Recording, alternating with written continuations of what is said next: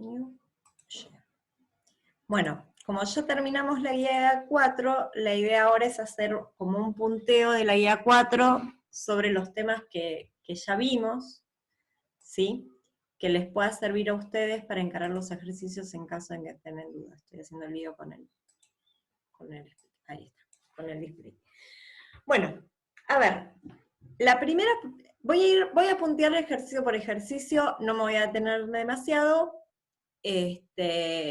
Perdón si algún comentario es decir, bueno, uy, esta piba ya otra vez va a hablar de esto, pero así les sirve a todos. Bueno, para que voy a cerrar el paper que estoy escribiendo.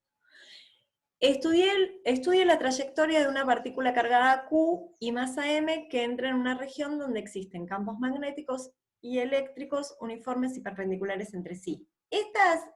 A ver, el objetivo de este problema, yo lo hice en clase, es obtener como la trayectoria, y para eso lo que hay que resolver son las ecuaciones de movimiento, dada una fuerza eléctrica y una fuerza magnética.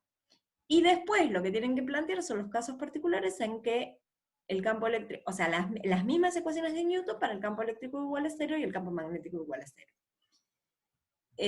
Bueno, la necesidad de considerar ecuaciones relativistas no es necesario porque realmente las velocidades son menores que la velocidad de la luz. Muestre que si los campos magnéticos son diferentes de 0, existe una única velocidad. Bueno, acá esto sale de resolver, ¿sí? Las ecuaciones de Newton que yo resolví y que grafiqué. Creo que con este problema, a ver, contéstenme en el chat de última, creo que con este problema no debería haber conflictos porque lo expliqué. No sé qué opinan. Estima el tiempo que tarda en recorrer una órbita circular un grano de polvo. Lo que tienen que hacer ahí es que el campo eléctrico es 0, resolver los campos para el campo magnético distinto de 0, para B distinto de 0, o sea, solo con campo magnético, y el tiempo que tarda en dar una vuelta, el periodo de la circunferencia, dado esos parámetros. ¿Sí? Eso debería salir. El punto 2, considere dos partículas cargadas que se mueven con velocidades perpendiculares entre sí. Bueno, ese también lo hice, ¿no? Analice cualitativamente la fuerza, discuta su validez. Ese lo hice y lo mandé. ¿Problemas con el 2? Díganme y avanzo.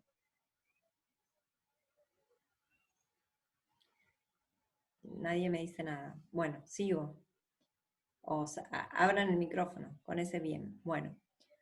Un hilo infinito cargado uniformemente de densidad lambda y una carga Q se mueven. Bueno, lo discutimos, ¿no? En su momento, y si realmente están atrasados con la guía, lo dejamos de lado, ¿sí? Pero no porque lo dejamos de lado porque no es importante, lo dejamos de lado porque es muy conceptual y no les y está buenísimo, pero prepárenlo como para el final, me parece, no para el ejercicio, para la guía.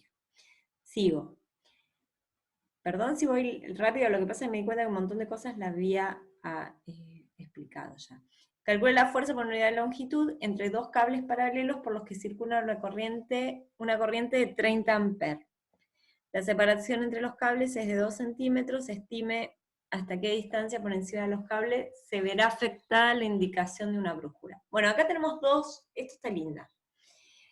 Tenemos dos cables con corriente, entonces a una determinada altura, déjenme dibujar, a una determinada altura, por encima de todo esto, perdón, ahí está, pongo una brújula, ¿sí? No se está viendo, me están diciendo. ¿Me están viendo lo que dibujo? Ok.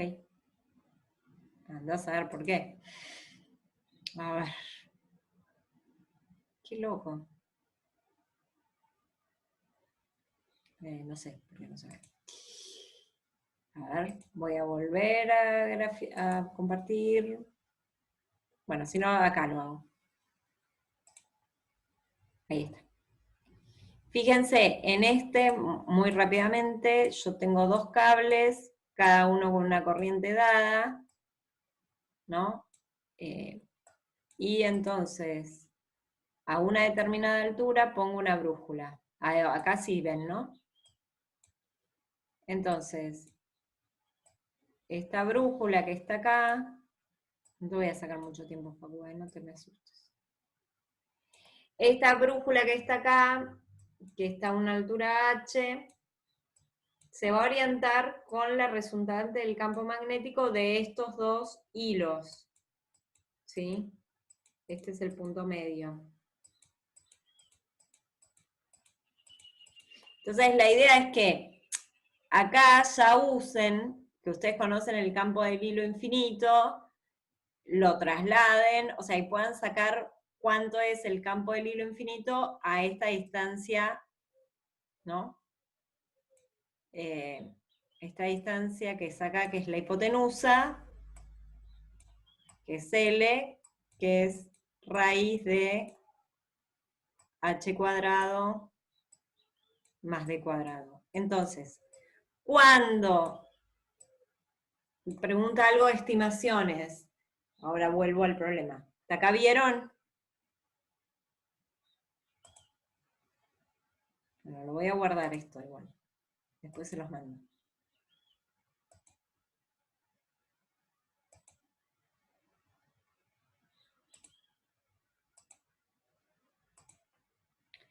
Cuando les pregunta, considere los dos posibles sentidos de circulación de la corriente, es decir, que los dos van juntos, o uno va para un lado y el otro va para el otro, entonces eso les va a dar, eso es para que puedan sumar, el objetivo es que puedan sumar campos vectorialmente, campos de un hilo, usen lo que ya saben que el campo del hilo es mu0 sobre 2πr en phi versor, pero como ahí lo analizan en un punto dado, seguramente lo puedan descomponer que el phi versor coincide con x versor o con y versor. Y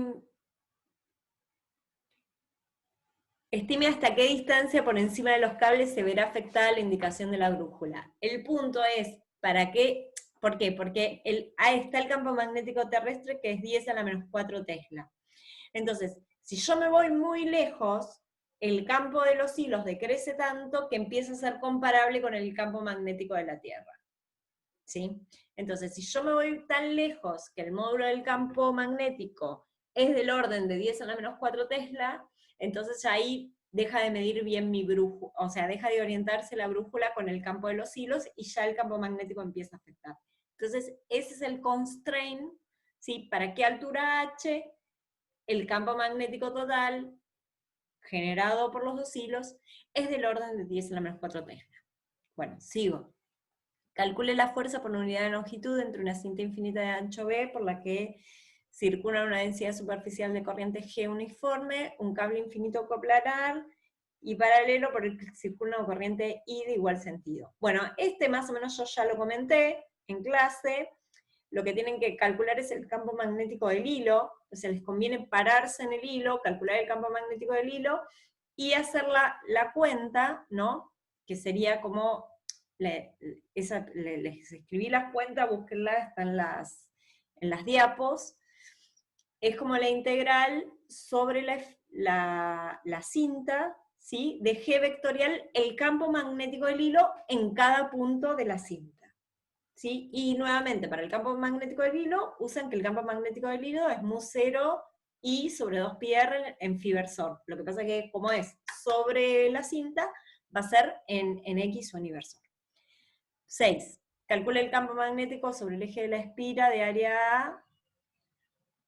Bueno, ese lo hice en clase. Y para la espira circular y para la espira cuadrada, bueno, tienen que ver que van a ver que algunas componentes, o sea, es más lío para la espira cuadrada. Para la espira cuadrada deberían usar cartesianas, ¿sí? Pero lo que pueden ver es que hay algunas componentes que se van a anular y que finalmente sobrevive la componente en el eje Z. Entonces, para no llenarse de cuentas, porque van a tener como un par de términos por cada una de las cuentas, les conviene hacer esto que les digo, que es ver que se anulan y quedarse con la componente Z. Vamos. El de la esfera lo hablamos un montonazo.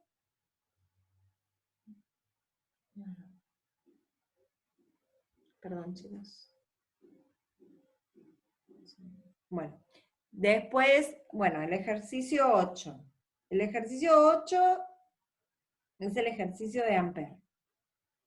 El ejercicio de Ampère, perdón chicos, soy un pediatra.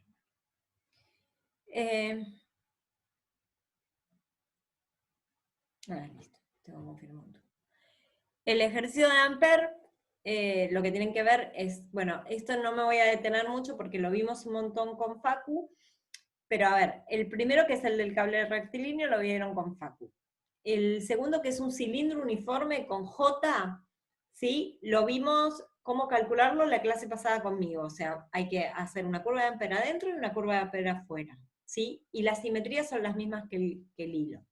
Un solenoide infinito, bueno, lo vieron con Facu, un plano infinito con densidad superficial G, más o menos lo vimos conmigo la vez pasada cuando hice el plano con espesor, y si es con G y menos G, lo que tienen que hacer es superposición. ¿Alguna pregunta con esto? El toroide va a generar, pueden hacer, como dice Facu, o sea, pueden ver que todas las espiras del toroide, ¿sí? Van a generar un campo en la dirección phi, entonces tienen que hacer como la integral ahí. No olviden que un toroide es un solenoide cerrado. Exacto. También. Igual, se lo hizo Lo Pablo, hizo Pablo, ya está. listo. Sigo. Calcule el Tiene un campo par de magnético. simetrías un poquito más tricky que el solenoide, pero... Perfecto.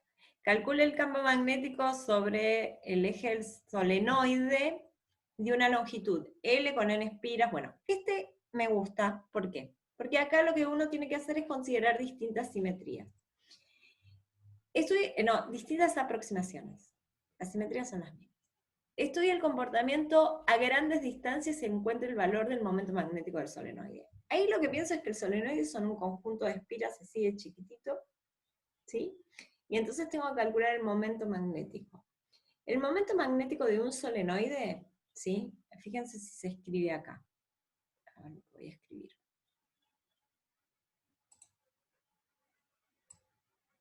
¿Ven lo que escribo o no?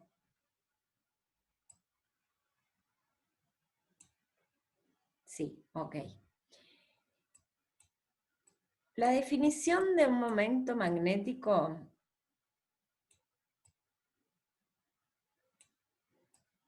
nunca me acuerdo si es con el R del otro lado o con el R del otro lado. Es esta. Entonces, fíjense que esto que está acá, yo voy a tener, esto que está acá en un solenoide, lo puedo escribir como una G, ¿sí? O pensar que en realidad tengo, la corriente va a ser en phi, ¿no? O sea, todo lo que estoy haciendo es, pero depende de z de alguna manera. Pero bueno, lo que puedo pensar es que esto que está acá es, lo puedo pensar así, si no. A mí me gusta pensarlo así, perdón, ¿eh? Pensarlo que tengo una corriente G, vectorial, R', y que yo integro, en realidad, cuando integro un solenoide, el solenoide tiene una superficie. Y entonces, esta corriente que está acá es N, donde N es la densidad de espiras, por I, en phi versor. Esto que está acá, que es R', es donde tengo mi solenoide, que es en A, R' versor, más Z' en Z versor, y después yo integro A de phi prima de Z'. Esto para mí, todo integrado, es el M del coso, del solenoide. Entre 0 y 2pi y entre menos L y L. Eso es cuando lo veo lejos. Después, bueno, Después, en el segundo punto, tengo que considerar que el solenoide es un solenoide que tiene un radio chico, pero que es largo. Entonces, en ese caso, lo que tengo que considerar es que es solo en el eje Z, ¿sí? Como que no cambia en R.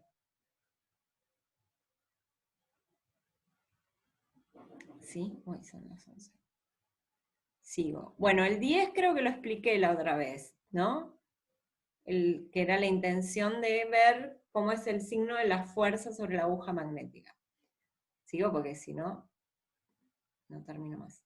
Puedo borrar esto, lo guardo esto y lo borro. Sigo porque no quiero sacarle tanto coso a Facu.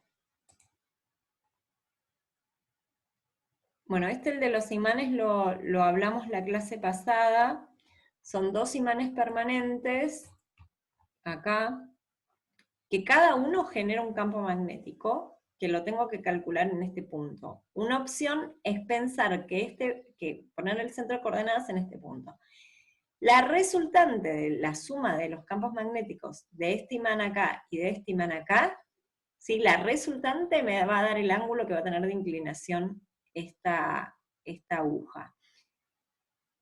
Vean que dimos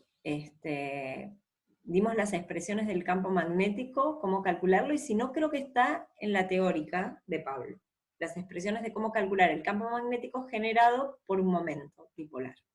Esto lo chequeamos, lo hablamos la clase pasada. 11. No, ese es el 11. 12. El cable coaxil, ¿sí? El cable coaxil. Sí, el cable coaxil.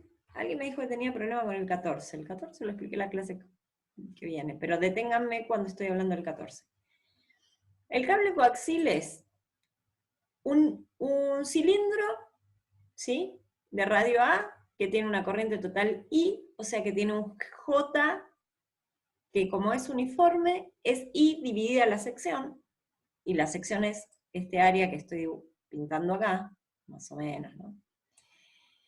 Y después tengo que este cilindro que pongo acá de celeste, mal pintado, qué sé yo, este cilindro que está acá circula una corriente total menos I. O sea que hay un J en la dirección menos Z, cuyo módulo es I dividida este área que está acá, ¿sí? Que es pi C cuadrado menos B cuadrado. ¿Sí? O sea, con eso tengo que calcular el campo acá adentro. Yo sé que si tengo una J, el campo va a ser en phi, entonces tengo que calcular con distintas, ¿sí? Curvas de Ampere. Acá adentro, acá adentro, acá adentro y acá adentro. El 14 es igual, solo que el 14 tiene un medio magnético acá. Entonces, en vez de calcular el campo magnético a través de B, me conviene calcular el campo magnético a través de H, porque H solo ve las corrientes libres. Eso lo expliqué en la clase pasada. ¿Sí? Entonces, con H calculo el H en todo el espacio y después calculo el B en todo el espacio. Párenme cualquier cosa, ¿eh?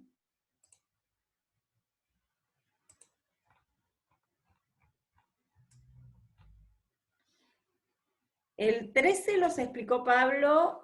A ver, déjenme que les diga que el 13 no es tan importante en este momento para la práctica. Están buenos, lo que habla es del potencial vector, y les pide calcular el potencial vector y el campo magnético para las siguientes distribuciones. Si ustedes tienen A, B es rotor de A, digamos, así que eso no hay problema. Tienen una corriente I circulando en un alambre recto muy largo. Bueno, el campo magnético saben cómo hacerlo. Y el campo A lo pueden calcular de diferentes maneras, pero una manera de hacerlo es por definición también. ¿Sí? Haciendo la integral de I de L. Bueno, eso vean la explicación de Pablo. Más que nada. Y lo mismo en el caso B, lo pueden calcular por definición. En el caso A, tal vez por definición no es lo mejor, y les conviene usar la analogía de que la divergencia de A vale 0, y el rotor de A vale B, y como B va a ser en phi, les queda como la ecuación para el solenoide. Es otra opción. Bueno, el 14 lo expliqué la otra vez. ¿Alguien tenía lío con el 14? ¿No? Bueno, me pareció que sí, pero bueno. 15. Con este sí. Este es más hincha. Considere un imán recto magnetizado uniformemente, encuentre las fuentes de B y H. Bueno, ok. El imán recto sí. Es un imán finito, chicos, el imán recto. Es un imán finito que tiene un M0 en Z, ¿sí? O sea, tiene un M0 en Z. Ay.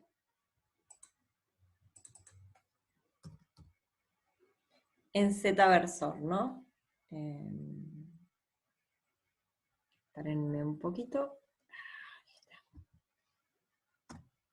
En Z versor. Donde Z es esto que está acá. ¿Todos ven lo que escribo? Bueno, ¿sí? Ok. Fíjense algo. M va a generar fuentes de H y de B en este caso. ¿Qué normales tengo? O sea, ¿cuáles van a ser las fuentes de H? La divergencia de M y M escalar N. Fíjense que si yo hago M escalar N, acá la superficie son las tapas de los cilindros, ¿sí? Y todos los laterales. En las tapas de los cilindros van a aparecer fuentes de H, distintas de 0. Y en los laterales no. Cuando quiero ver las fuentes de B es rotor de M y M vectorial N. M vectorial N en las tapas me va a dar distinto de 0, y M vectorial, la normal, en esta zona lateral, M vectorial N en las tapas me va a dar nulo, y M vectorial N en las laterales me va a dar en phi versor. O sea que lo que va a ocurrir es que vamos a tener un cilindro infinito con una corriente de magnetización, ¿sí? Con una corriente de magnetización en la dirección phi. Entonces, eso lo conocemos. Cilindro infinito con corriente en superficie en la dirección phi no es más que un solenoide finito. Lo puedo calcular por definición en el eje Z. ¿Sí? Si alguno tiene problema con esa cuenta, me consulta específicamente de esa cuenta.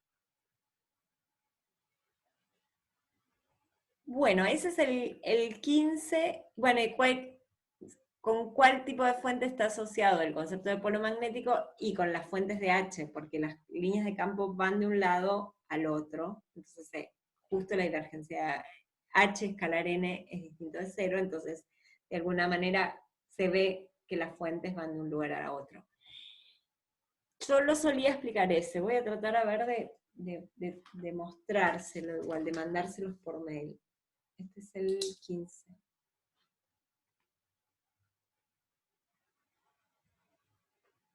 Pero piénsenlo ustedes, ¿sí?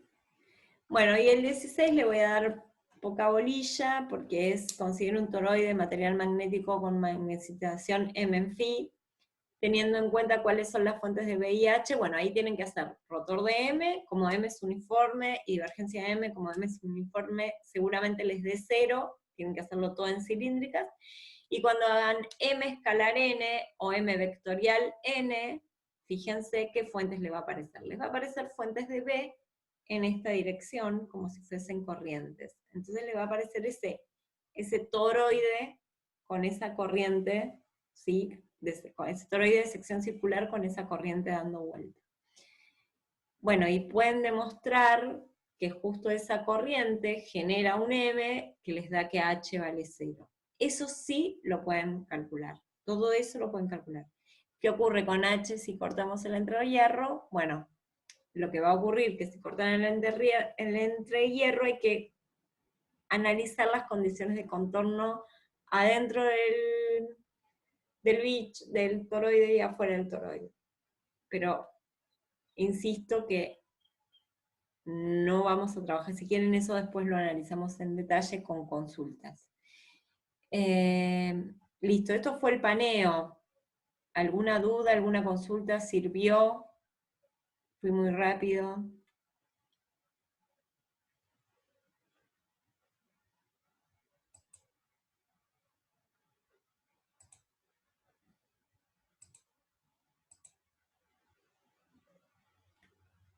El 17 no se hacía. No. No se hace. No, ni siquiera que no es importante. No vieron las herramientas para hacerlo.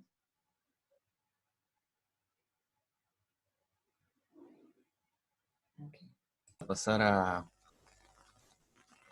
la clase propiamente dicha de hoy con un poco de ley de Faraday, que hoy ya vieron la teórica, así que lo deben tener fresco, espero.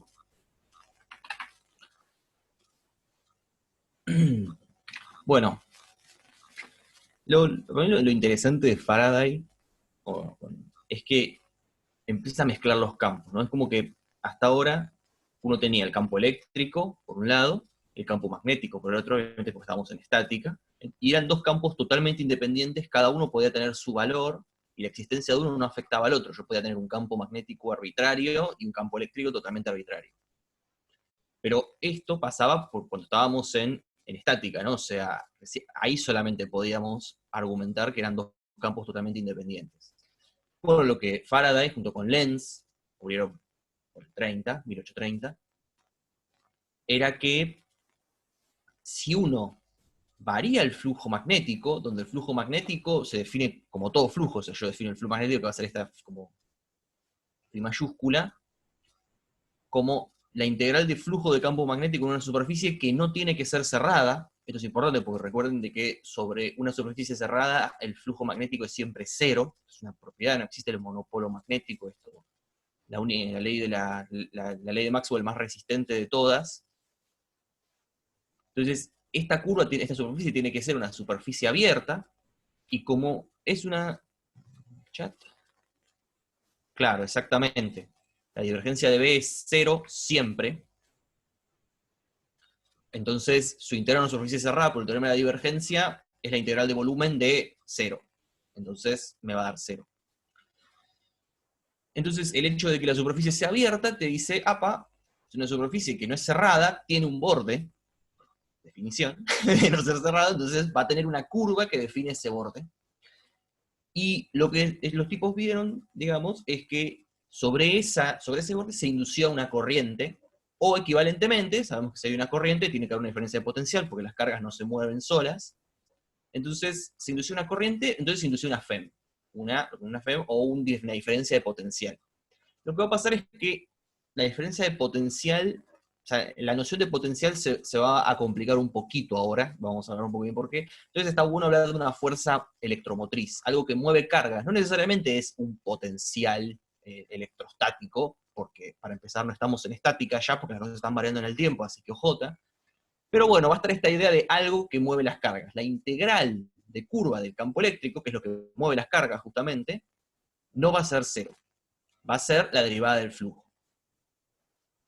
Y esto es un tema, ¿no? Porque uno hasta ahora estaba acostumbrado a que el campo eléctrico era conservativo, entonces la integral de curva en una curva cerrada siempre iba a ser cero.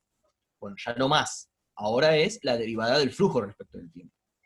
De nuevo, si estamos en estática, donde el campo magnético es constante, donde el flujo es constante, esto es cero, y volvemos a recuperar que la integral de curva del campo eléctrico es cero. Eso es importante. Pero bueno, entonces, usando el teorema de Stokes, si nosotros asumimos que esta curva C está fija en el tiempo, que no va a pasar siempre, de hecho ya hay un par de casos que no, y esta clase nunca va a estar fija, pero bueno, es como para que tengan una idea de dónde sale la tercera, bueno, la cuarta ley de Maxwell, que es la ley de Faraday. De forma diferencial, yo uso el teorema de Stokes, meto la derivada adentro de o como la curva es constante, este diferencial de superficie no depende del tiempo, o sea, no va cambiando en el tiempo, entonces lo puedo meter adentro, me queda la derivada de B, que es parcial porque B depende de más de una variable, Y esto me queda el rotor de E integrado en la superficie y me sale lo que se llama la ley de Faraday. Y está buena esta ley, porque justamente viene a este punto, nos está diciendo que los campos se están mezclando. Entonces, bueno, nada, les recuerdo un detalle, capaz uno no recuerda porque acá no hay un menos, es una diferencia de potencial, pero acuérdense que la fuerza electromotriz va en contra del potencial porque estoy como compensando con fuerza eléctrica, un comentario. Esto es interesante, algo que no aclaremos nunca. Yo acá, en este paso, sí asumí que C es una curva fija en el tiempo, pero no tiene por qué serlo. Y esta distinción que yo voy a hacer acá, de matemática o física, ¿en qué sentido física? Material, básicamente. Si yo tengo una espira, es algo que es un material, bueno, esa curva va a tener sus determinadas propiedades, ¿no? Digo, es una espira, la puedo mover. Pero también puede ser matemática, puede ser abstracta, puede ser como la curva que uno usa en Ampère, que es totalmente matemática, no tiene nada que ver con ningún objeto físico que haya en el problema. Podemos hacerlo para cualquiera de las dos. Eso está bueno, y eso lo vamos a explotar. Y esta forma, al menos, vale la curva sea constante o dependa del tiempo. Eso es otra cosa que vamos a abusar bastante también. Y esto es algo interesante, porque aún si B es constante, dado que yo puedo variar la curva, variando la curva voy a variar el flujo y con eso voy a generar una FEM. Entonces, a pesar de que esta ley, si B es constante, no tiene mucho sentido, te va a decir que el campo eléctrico es conservativo, esta te va a hablar de una FEM igual, porque lo que te va a decir es que como lo que está variando es una espira, lo que está variando es la espira de donde yo estoy calculando esta FEM, este flujo, perdón, voy a poder tener una FEM igual. Y eso es lo que vamos a resolver hoy. Vamos a trabajar esta clase con campos magnéticos que están constantes en el tiempo, pero cuya espira, digamos, en la que yo calculo el flujo, sí está variando. Y eso es lo que me va a generar una FEM. Bueno, esto es lo que les decía, cuando ves constante tenemos un campo conservativo, y esto es algo que a mí me vuelve a la cabeza, que es que en realidad la ley de Faraday, aunque no lo parezca, está incluyendo la noción de la fuerza de Lorentz. O sea, si uno agarra esta fórmula diferencial y la fuerza de Lorentz, y las mezcla, obtiene básicamente esta ley. Y eso es algo muy interesante. Lo vamos a ver ahora en un ejemplo, igual no, es más un comentario, pero es algo que a mí me resulta muy, muy interesante, ¿no? Porque es como que al permitir que la espira varíe, en algún sentido uno está tocando este B, ¿no? Porque son los puntos de la espira que se están moviendo. No importa, ahora lo vamos a ver en un ejemplo más concreto, no tan en el aire. Estos son como unos punteos para tener en mente. Yo creo que los dos más importantes son estos dos. Tener en mente esto y esta distinción que a mí me gusta hacer, bastante personal, entre una curva matemática y una curva física. Entonces, vamos a hacer el ejercicio 1, como dice Andrea, por algo siempre es el primer ejercicio, que yo tengo una espirita, tengo un campo magnético que arranca, por ejemplo, perpendicular a la espira, o sea, con flujo máximo, y yo a lo largo de este eje, como que le pongo un escarbadiente, y lo hago girar. O sea, esto está girando como saliendo de la pantalla. O sea, esta parte de abajo está saliendo de la pantalla, esta parte está como entrando a la pantalla, y así. No sé si todos se imaginan este giro. Es como un giro en el plano y Z, o sea, que parte la pantalla a la mitad de forma vertical. Entonces, nos dice que está girando con velocidad angular omega en torno de uno de los ejes. Arranca perpendicular, o sea, esta velocidad angular es perpendicular a B, eso es lo que nos está diciendo, y nos interesa ver la FEM que se va a inducir sobre esta espira. ¿Todos estamos de acuerdo acá con el setup? ¿Todos entienden mi gráfico no muy detallado de cómo funciona el problema?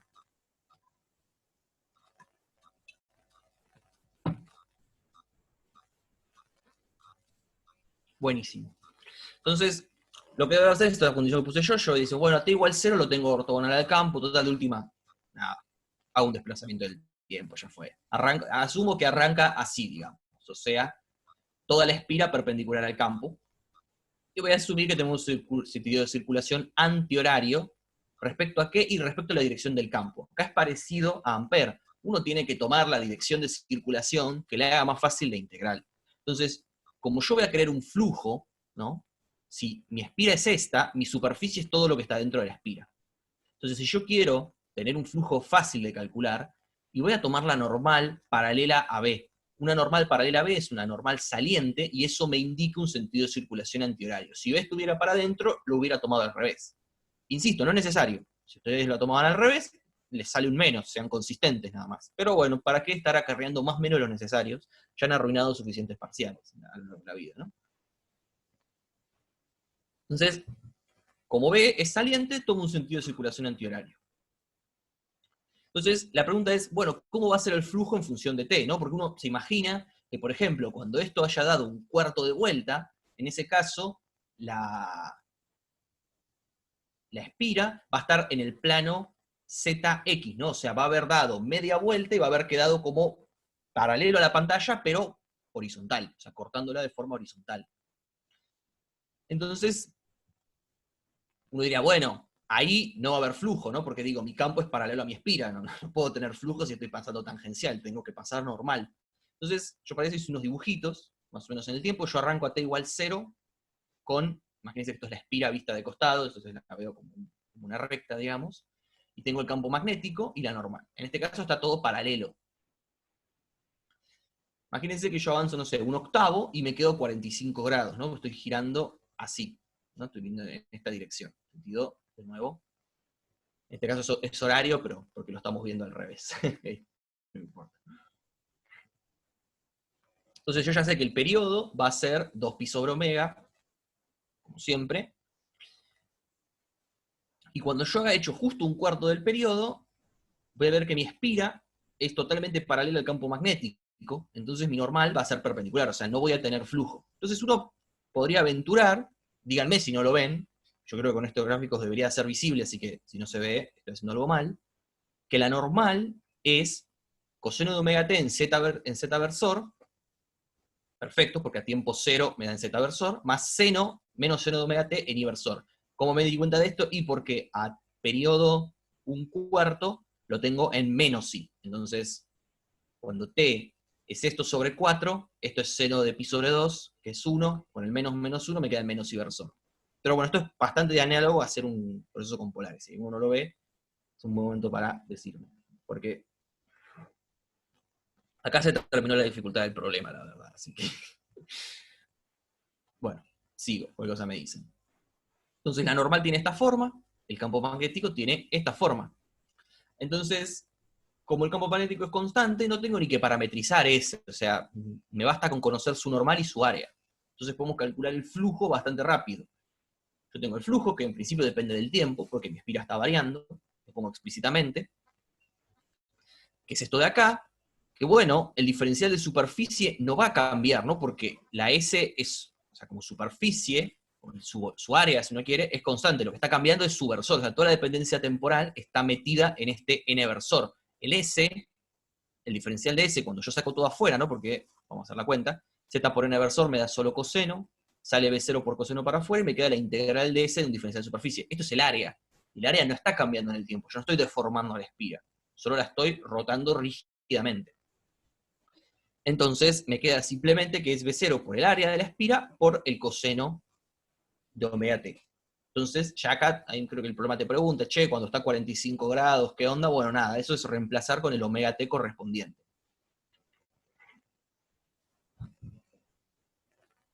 Usando esto, ¿no? Usando esta forma de expresión.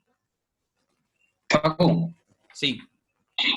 ¿podés volver a repetir esta diapo? Porque me perdí al principio con eso que está escrito, no, tampoco lo estoy viendo porque no es necesario parametrizar ese. Y porque esto puede integrar, en el fondo voy a integrar una constante, ¿no? Porque B0 es constante, entonces no me voy a poner a parametrizarla en, no sé, polares. ¿Para qué? Sí. Ya sé que lo que va a terminar quedando es un S, es un diferencial de S integrado sobre S, eso es el área, nada, calculo el área con alguna formulita, pi por radio al cuadrado. De hecho, el problema ni siquiera te da el radio, te da directamente el área, como diciendo, no te preocupes, no vas a necesitar nada más que el área. Sí, ahí lo veo. Sí, gracias. Sí, capaz este comentario como confundió, pero nada, es como lo cómodo, para que uno no se mate parametrizando una superficie, es parecido a como uno hace con Ampere. Facu, Decime. en este caso, en esta parte, dice que después tenemos que tomar la derivada temporal del flujo. Sí. O sea, sería incorrecto meter la derivada adentro de la integral. Claro. Porque el campo es Bueno, constante. en este caso, O sea, porque a capaz veces vale y a veces zafás. no. En este caso, ¿sabés por qué capaz zafás? Porque lo único que varía en el tiempo es la normal, no la superficie en sí misma. Pero es medio una casualidad. En general no podés meterla adentro, porque si tu superficie está cambiando en el tiempo, no es cierto que esta integral, estos límites de integración sean constantes. No. Claro, sí, o No sea, podés serían meter funciones adentro. o algo así, ¿no? ¿Cómo? Serían funciones los límites. Claro, pueden ser que sean funciones del tiempo. Imagínate que yo estoy desplazando la espira en el espacio o deformándola. Arranca t igual a 0 con un círculo y termino a t igual a un periodo como un cuadrado. Y los límites de integración te cambiaron. Tu superficie de integración cambió. Esta Claro. derivada no puede ser solo la derivada de b. Acá en Claro. particular, insisto, muy en particular en este ejercicio, vas a ver que sí pudiste haberlo hecho, pero porque los límites de integración de ese no cambian. Lo único que cambia es la normal. Entonces, si vos te avivás de meter la derivada y derivar solo la normal, te va a dar bien. Pero si metes la derivada adentro, tiene que ser sobre todo el producto que está ahí. O sea, no solamente sobre el Claro. campo. Todo lo que está Igual dentro creo que es lo del... mismo, porque el producto No, este producto no es una constante, ¿no? Porque tiene un coseno de omega t. claro. O sea, n depende del tiempo. De hecho, es lo único que vas a derivar si lo metes adentro, porque todo el resto es constante. Pero no. Esto es un caso muy puntual donde vale de casualidad. En general, vos no podés meter la derivada dentro de la integral si tu espira se está moviendo o está variando en el tiempo de alguna forma. Su geometría está variando en el tiempo. No podés. Era más por curiosidad igual. No, está perfecto, pero está bueno, yo lo martillo. Así nadie se come un garrón después. Listo, ok. Buenísimo. Esto tiene que ver con algo que capaz ven en E1 que se llama la derivada material y cómo uno deriva en el tiempo cosas que se están moviendo. No importa.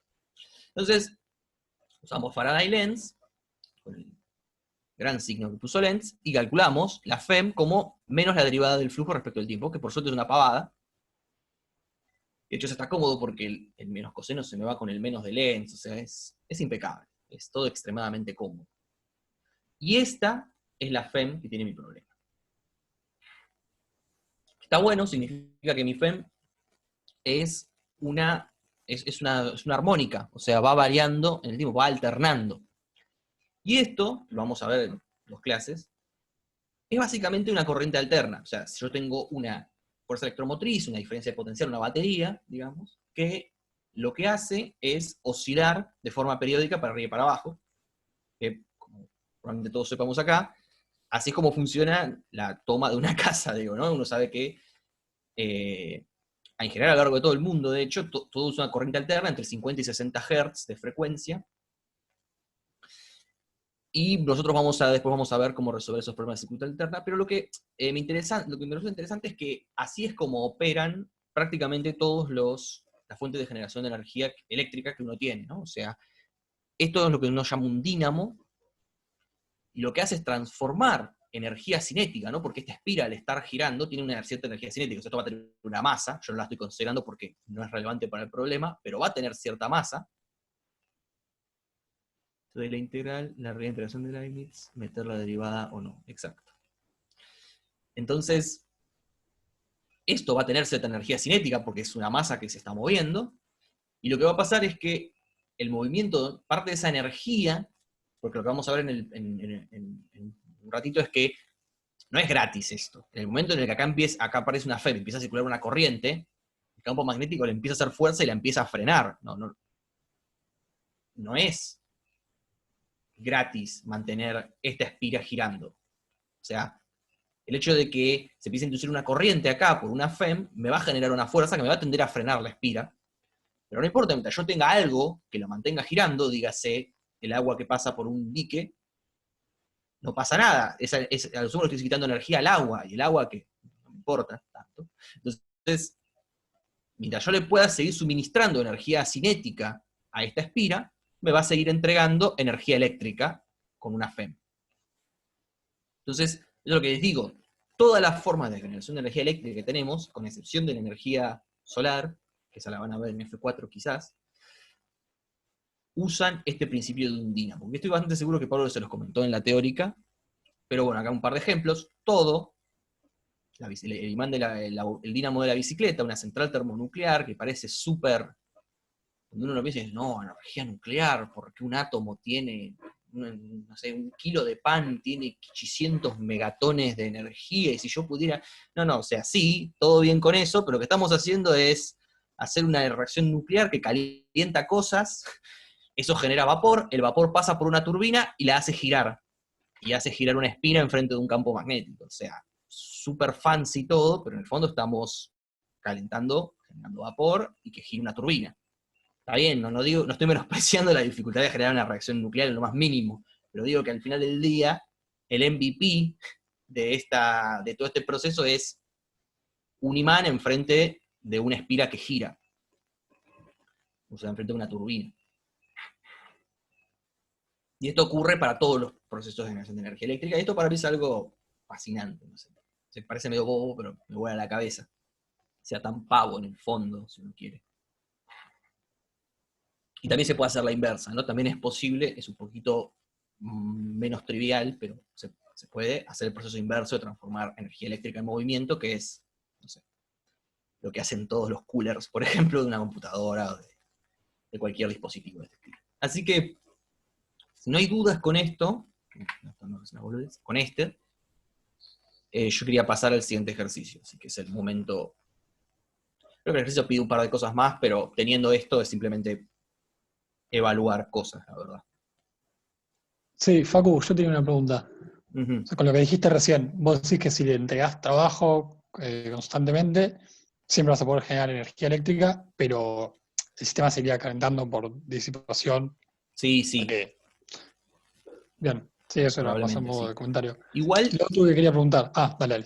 Igual más o menos, o sea, sí, pero en general, sí, se va a ir calentando por disipación óptica. Sí, de hecho hay que también refrigerarlo un poco. Sí, totalmente. Decime. Ok. La rotación ya propia de la espira. ¿Vos no podrías considerar que en los polos de la espira se induce una corriente y que eso te genera un campo magnético como extra? En los polos de la espira, o sea, acá por ejemplo decís... Claro, ¿no podrías considerar una corriente ahí? La corriente se va a generar a lo largo de toda la espira. No, Solo pero que yo digo por el movimiento, no por el campo magnético externo, digo por el movimiento de la espira, nomás. O sea, si yo no tuviera un campo magnético y giro la espira, decís... Sí. ¿No tengo una corriente ahí? O sea... En el eje que atraviesa la espira no, porque ahí no se mueve, pero en... Sí, los entiendo lo que extremos, decís. sí. Como que estos puntos tienen velocidad no nula. Claro. Porque, acá hay alguna carga apoyada que está girando con alguna velocidad, ¿no? Sí. El tema es que, punto a punto, la carga es cero, y todas las cargas se mueven a la misma velocidad, entonces no va a haber corriente. O sea, yo voy a tener acá una carga positiva y una negativa, ¿no? Porque digo, está todo neutro. Entonces, en todo punto hay tantas cargas positivas como negativas. ¿Sí? ¿Estamos de acuerdo en eso? Todavía no expliqué por qué no. Lo digo, imagínate, yo me paro en un punto, ponele acá. Bueno, ahí voy a tener, no sé, un par de electrones, un mol, ponele, pero también voy a tener un mol de, no sé, iones, no sé, calcio, no sé, cualquier cosa, digo, un material ahí. El punto es que en este punto va a haber tantas cargas positivas como cargas negativas. ¿No? Porque es neutro. Sí. Entonces, perfecto, bien. Pero decís, bueno, pero igual voy a tener alguna densidad de carga. Bueno, perfecto. Entonces lo empezamos a mover. Entonces, ponele que yo lo hago pegar esta vueltita. Yo acá voy a tener, por ejemplo, las cargas negativas van a generar una corriente moviéndose para acá. Y las cargas positivas también. Claro, pero con el signo contrario, entonces. Pero con el signo contrario. Claro. Entonces, punto a punto no vas a tener ninguna corriente neta, porque todo se está moviendo igual. Ok. Claro, en el otro caso la corriente sí es simplemente de los electrones. Exacto, porque los demás están fijos. Ok. Acá uno asumiría que esto es conductor. De hecho, eso también puede pasar. Yo puedo hacer esto con un cacho de plástico, ¿no? O algo totalmente no conductor, un pedazo de goma. Y va a haber una FEM, pero esa FEM no va a mover nada. Entonces, como bien, capo, generaste una FEM en algo que no puede conducir. No te va a servir de nada, no va a ser como intrascendente. Pero sí, va a haber una FEM. De hecho, eso es algo muy interesante que pasa con la curva matemática. Nada me obliga a mí a elegir la espira. Yo pude haber elegido un cuadrado al costado que está girando, y en ese cuadrado va a haber una FEM. Y uno dice, pero ese cuadrado, ¿qué es? Nada. Y va a tener una FEM. ¿Y para qué me sirve? Para nada. O sea, me estoy yendo un poco por la tangente, pero es algo que vamos a ver ahora en este ejercicio. Esta curva no tiene por qué tener un sentido físico. Es como Ampère. La curva puede ser totalmente arbitraria y yo voy a encontrar una FEM ahí. Y la regla sería, bueno, si yo tuviera cargas ahí, se moverían. No las tengo, pero si las tuviera, se moverían. Entonces es como, se vuelve medio nebuloso, en algún sentido, qué es una FEM útil y qué no. Y me voy a callar ahí porque creo que me estoy yendo muy... Ok, no, está bien igual. Genial, gracias. Bueno, entonces pasamos al ejercicio 2, que no sé qué tiempo manejo. Porque yo tenía ganas de que lo pensaran un poco. Pero bueno, no, sin hacer cuentas, aunque sea, no sé, 5 minutos, y lo piensan. Lo vamos a mirar igual primero.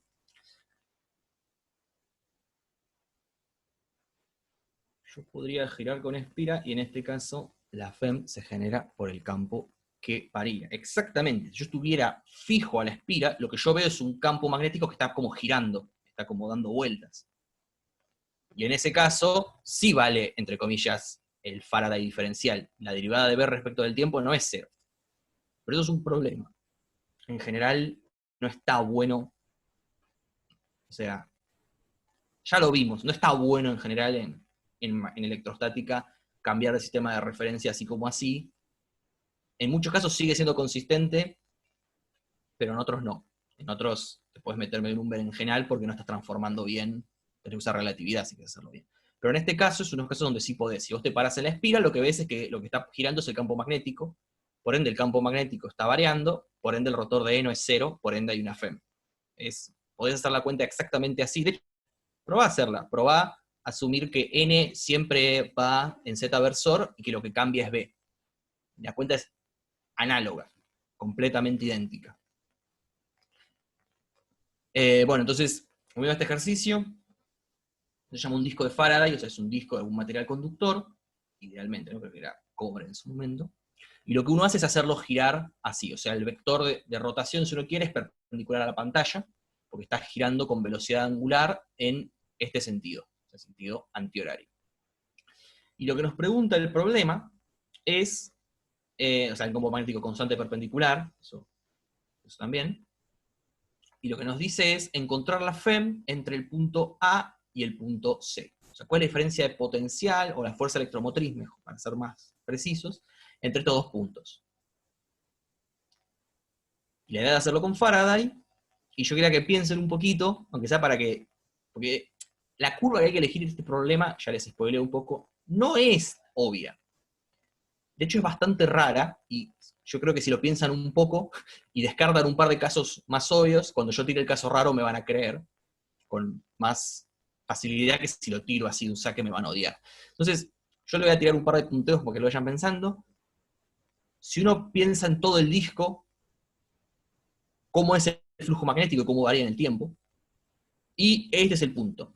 Pensando en esto, ¿cuál es la curva C que yo quiero, que me conviene tomar? Digo, si yo quiero la diferencia de potencial entre A y C, ¿qué curva C estaría bueno tomar? ¿O qué condiciones mínimas tiene que cumplir esta curva C para que siquiera me permita calcular eso? Y como pista les recomiendo que escriban R de A y R de C en función del tiempo, para darse una idea de qué está pasando.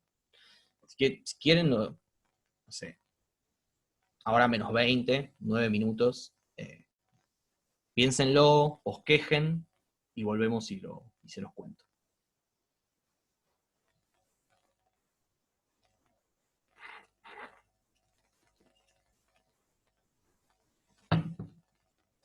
Entonces, bueno, como estábamos charlando un poco por ahí, espero que hayan probado curvas.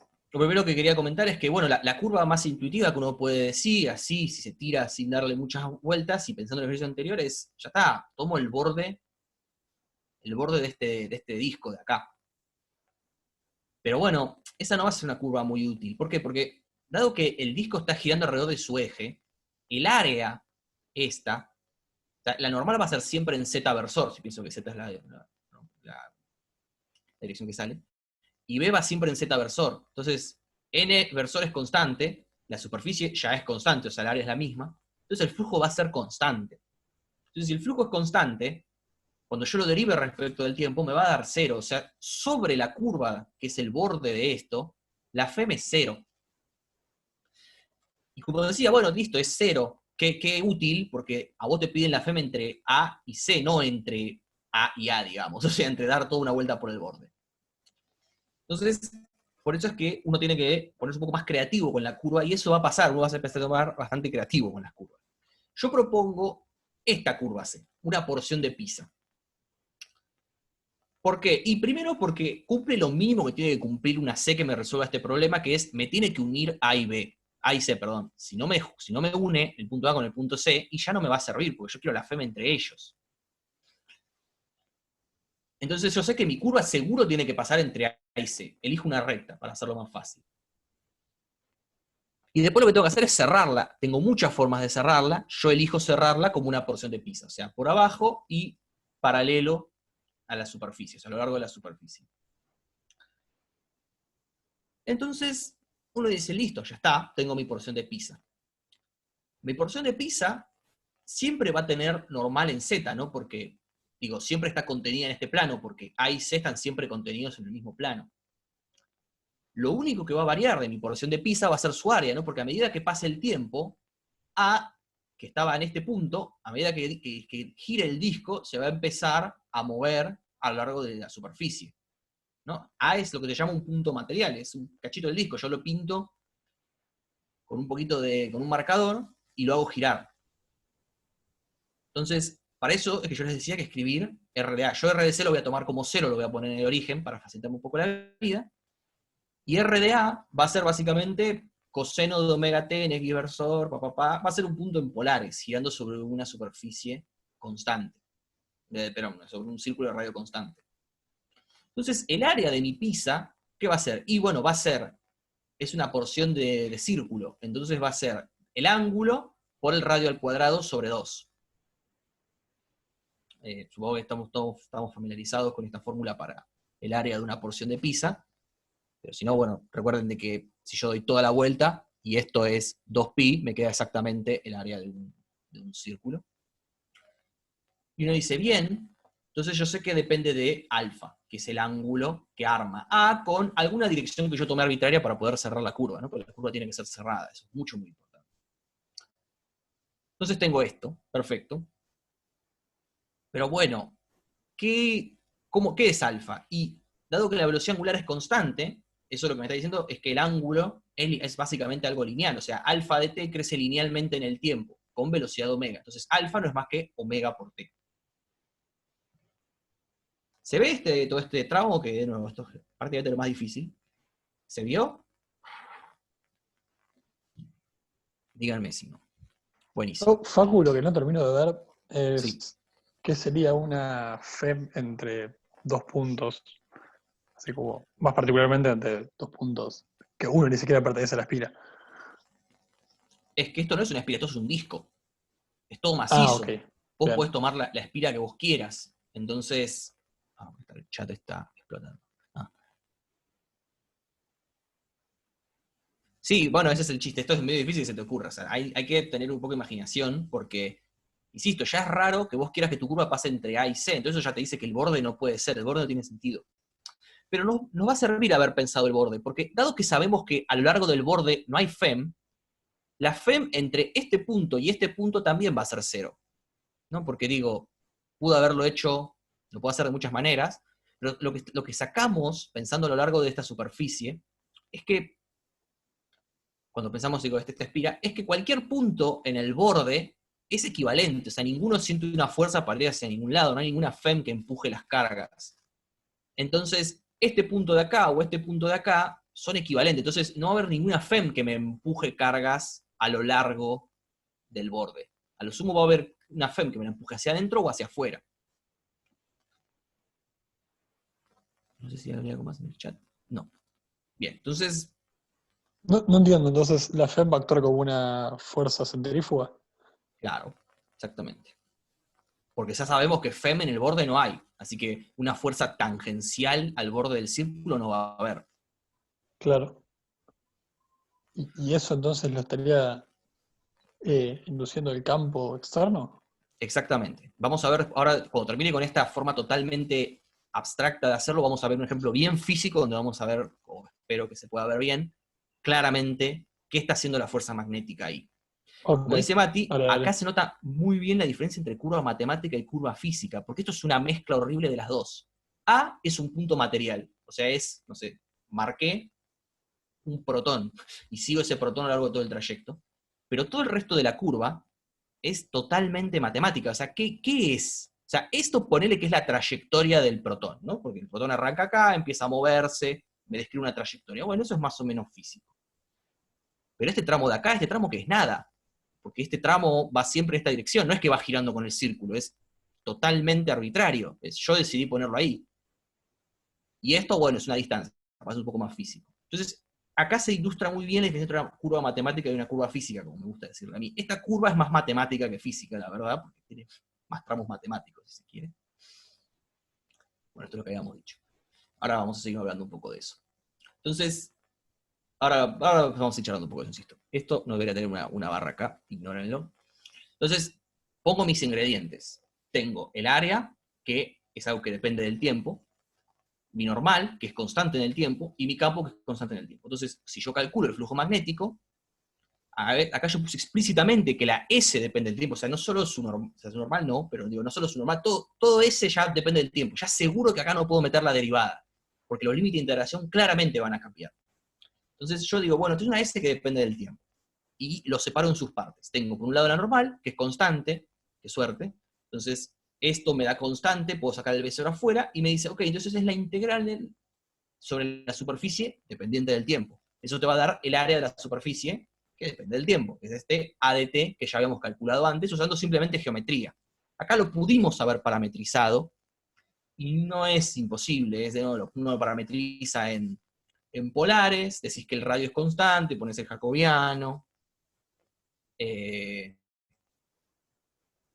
no, perdón, el radio no es constante, integrás entre 0 y el radio R, integrás entre el ángulo 0 y omega t, y te va a quedar lo mismo, no es nada tan terrible. Pero bueno, acá con un poco de geometría salió, no tenemos que estar haciendo integrales. Entonces el flujo magnético tiene esta forma.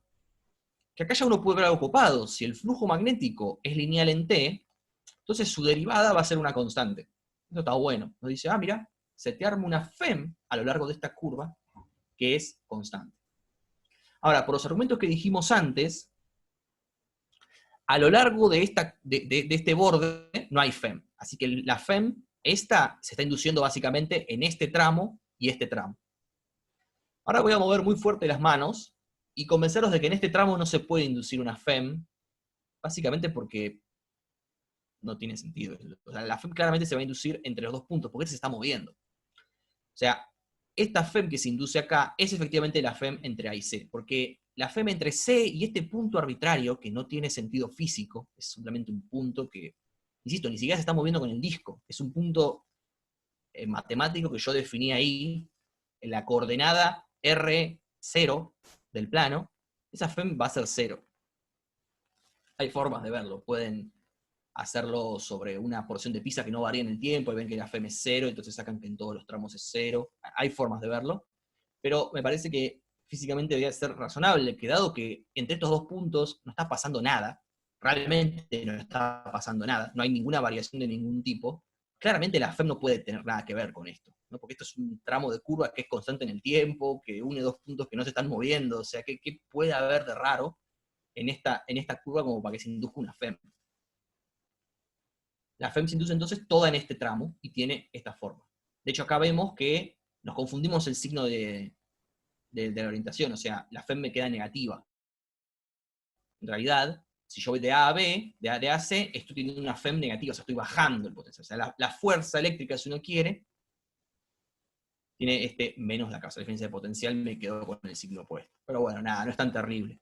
Sabemos que si inducimos una corriente, o sea, si nosotros unimos estos dos puntos con una resistencia y un cable, la corriente va a ir, no va a ir de AC, va a ir de C a A, porque la FEM me quedó negativa.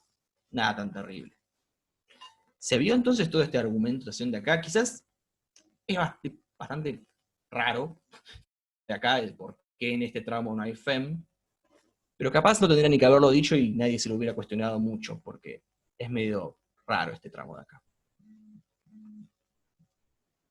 ¿Se ve algo? ¿Con alguna duda? Yo sé que esto es muy, muy abstracto.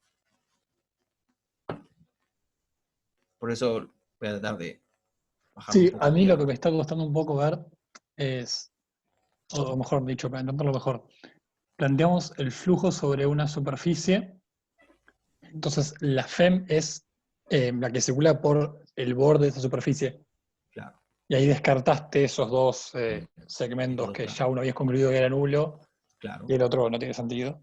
Y el otro lo hice un poco con las manos, la verdad que no te voy a mentir, no es súper riguroso, pero es nulo. Ok, Lo interesante de este ejercicio, comparado con el anterior, es que acá el área varía y la normal es constante. En el ejercicio anterior era exactamente al revés. La normal variaba y el área era constante. Estamos como atacando los dos ángulos posibles, ¿no? Una superficie tiene área y orientación, básicamente. Me pregunta Alejo, ¿con que la superficie no sea el disco entero basta? Bueno, eso es un tema, porque en algún momento va a ser el disco entero. De hecho, en algún momento va a ser más que el disco entero. Porque si uno mira fijo esta expresión, en un momento dice, bueno, pero el tiempo no está acotado. Digo, el tiempo se me puede ir a 1.000.000 de veces 1 sobre omega, y acá tengo más que el área del disco. ¿No? Imagínense que T es, no sé, 8 pi sobre omega. Cuando uno hace la cuenta, le queda que este flujo está sobre un área más grande que la propia área del disco. Y eso es lo que te está dando la indicación de que esta curva es matemática, no es física, no tiene ninguna información física real. Porque, insisto, esta curva, continua, está definida en puntos de una trayectoria. Que sí, la trayectoria uno la entiende físicamente, pero físicamente no tiene información de la trayectoria, porque estamos hablando de posiciones donde estuvo una partícula a tiempo pasado, o sea, ¿qué importa? Entonces, es una curva, no es una curva material, es una curva física. Y aún así, vale Faraday. Exacto. Si yo hubiera tomado solo el disco, me hubiera quedado constante, que es como yo concluí que en este borde no hay FEM. Que de hecho, ahora que lo pienso, me llega bastante bien la pregunta de Nico, que dice, ¿por qué no puede haber FEM en el borde? Y eso es un argumento un poco con los dedos, pero no tanto. Porque ya habíamos visto, lo hice medio en el aire, pero se pueden hacer las cuentas rápido, no es tan difícil, que si yo tomo como curva la superficie de mi disco, el flujo es constante, porque el área es constante, la normal es constante, el campo magnético es constante, nada varía en el tiempo. Entonces, si yo tomo como superficie el borde del disco, me queda que el flujo es constante. Por ende, la FEM es 0. Y lo que te está diciendo eso es que en el fondo, cualquier par de puntos sobre la superficie están, entre comillas, al mismo potencial. Entonces, no hay ninguna FEM que te mande, que te quiera mandar un punto del disco a otro punto del disco.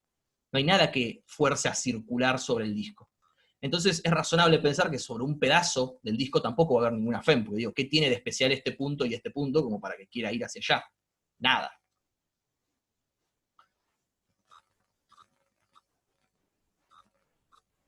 Exacto, exactamente, Alejo.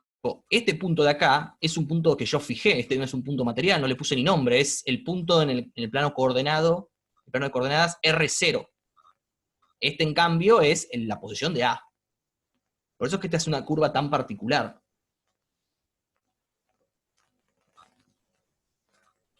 Es súper tricky, y también tiene sentido porque si yo agregara un punto, no sé, D acá, y voy moviendo los dos, lo que me va a decir es que la FEM de acá a acá es menos la FEM de acá a acá, porque me va a dar 0. ¿No? Y es razonable que me dé 0, porque si la porción de Pisa se mueve rígidamente, estoy en el mismo caso de antes. El área de la porción de Pisa es constante, la normal es constante, el flujo es constante, la FEM es 0. Entonces, Eso es algo interesante que está diciendo. Si el punto se mueve o no, es lo que define de si hay FEM o no. Como este punto no se mueve, porque es un punto matemático, no tiene FEM. Pero si se estuviera moviendo con el disco, tendría FEM. Y eso es raro, pero ahora lo vamos a ver físicamente, hablando con la fuerza de Lorentz, y vamos a ver que tiene sentido, obvio que se tiene que mover, porque si no, no hay fuerza magnética. Pero a mí me gusta mucho resaltar esta potencia que tiene este problema, de que la curva esta no es física, ¿entienden? Es una curva totalmente matemática, a lo Ampère, y funciona perfectamente. Con los caveats de que es un poquito delirante plantear esta porción de Pisa, que va creciendo en el tiempo infinitamente, el sueño del pibe. Pero bueno. Entonces se ha quedado algo más en el chat. Una cosa, permiso, perdón que me meta, aproveché Sí. que tomaste mate. No, que este área ficticia, matemática que generó Facu, delirante o lo que sea, se suele hacer, no es que es algo que no se suele hacer para resolver este tipo de problemas, ¿no? Ahora igual va a tener otro enfoque, pero es así, se hace, se usa. Y uno se acostumbra a quedarse tranquilo. Sí, o sea, totalmente. A ver, no, creo que no hay ninguna pregunta más. Se aprovechaste que tomé mate porque si no, yo no me callo nunca. Así funcionan mis clases. En fin, entonces, como dijimos, esta curva, esta trayectoria, pues esto en el fondo es la trayectoria de A y estos son tramos para completar, no parecen tener una locura, no parecen tener mucho significado físico. Entonces, para enfocarlo bien físico, vamos a pensarlo por Lorentz. Entonces, mi disco es un conductor. Eso es algo que dice el problema. Entonces te dice, bueno, el sistema está en un estacionario, ¿no? O sea, yo estoy asumiendo que como la velocidad angular es constante, nada varía en el tiempo. O sea, sí, está bien, cada punto se está moviendo, pero con una velocidad constante. Entonces estamos en un estacionario, no en un estático. Es como la diferencia entre el estacionario de campo magnético y el estático de campo eléctrico. Entonces, lo que yo sé es que, como todo está en estacionario, no puede haber ninguna fuerza. O sea, si yo me paro en algún punto, por ejemplo, yo me paro en una carga que está en el medio del disco, esa carga se está moviendo con velocidad omega con el disco, porque, insisto, está moviéndose todo rígidamente en un estacionario. Y para que eso ocurra, no tiene que haber ninguna fuerza, más que, bueno, la fuerza de ligadura del disco, que no la vamos a tener en cuenta, no llegamos a ese nivel. Entonces, a lo que voy es, esta carga, yo tengo una carguita Q acá, que es en algún punto del disco, a medida que yo me muevo, va a tener una cierta velocidad y va a haber un campo magnético. Entonces va a sentir una fuerza de Lorentz. Digo, es inevitable. Tengo un campo que no es paralelo a la velocidad, así que va a haber alguna fuerza. ¿Cómo me salva esto? Y bueno, pero esperá. Hay un campo eléctrico. La fuerza de Lorentz es campo eléctrico más campo magnético. Entonces, yo lo que propongo es, bueno, está bien, hay una fuerza, que es la fuerza de Lorentz.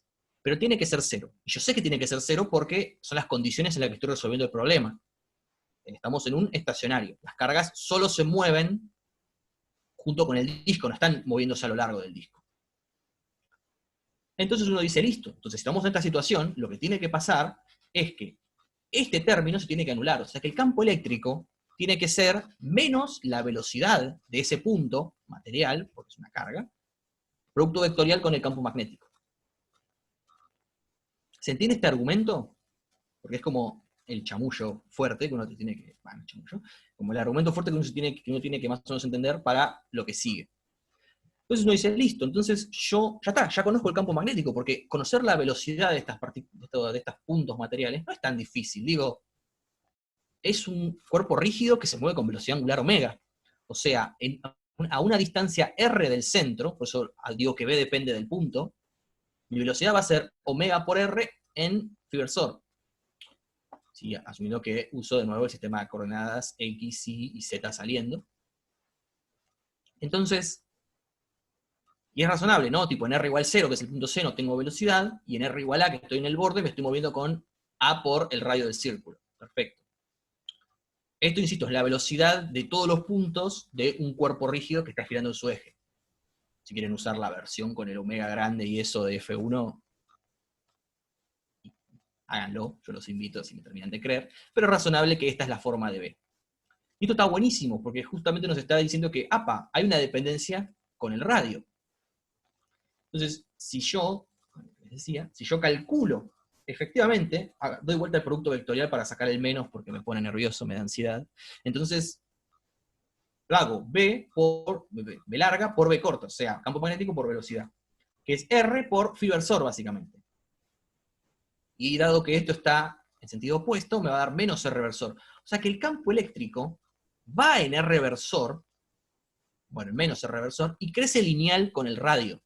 O sea, hay un campo eléctrico de afuera hacia adentro, ¿no? Porque va en menos R, que a medida que me alejo es cada vez más intenso. Llamativo. Entonces uno dice, ok, bueno, también tengo este campo eléctrico, me lo creo, salió. Entonces ya que tengo el campo eléctrico, puedo calcular la FEM explícitamente, o sea, agarro el punto A y el punto C y hago una integral de curva que vaya de A a C. Entonces, la diferencia de potencial, entre comillas, hago la integral. Hay un gran detalle con el menos y cómo tomé los órdenes del coso, pero mírenlo bien si tienen dudas, va a ser bastante razonable. Es B0 por omega, la integral de B0 omega R. Y esto es R cuadrado sobre 2 B0 omega. Es exactamente lo que obtuvimos antes. Entonces, físicamente, si uno no quiere pensar explícitamente en términos de Faraday, puede pensar en términos de Lorentz y decir, lo que está pasando es que para compensar fuerzas, se me está induciendo un campo eléctrico que me genera una diferencia de potencial.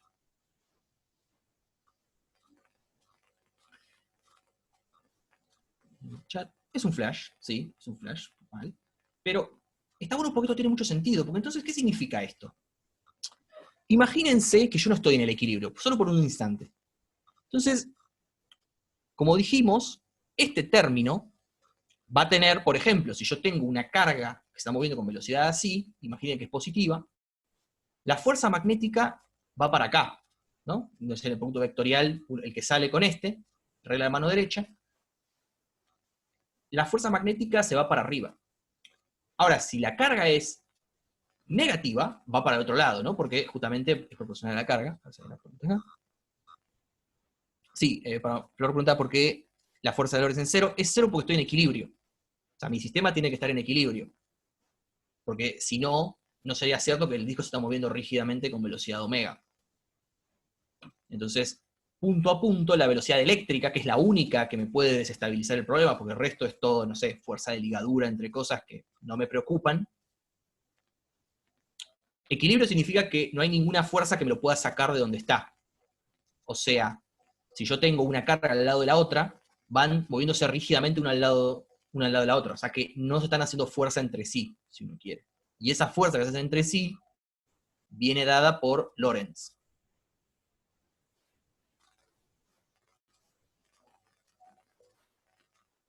No sé si me parece que no la estoy convenciendo. Facu, yo lo que no entiendo con esto es relacionado. Las cargas... espera. Las cargas sí, tienen una aceleración centrípeta, pero también tienen una... O sea... Ahí, vamos... A ver, ¿cómo lo bajo?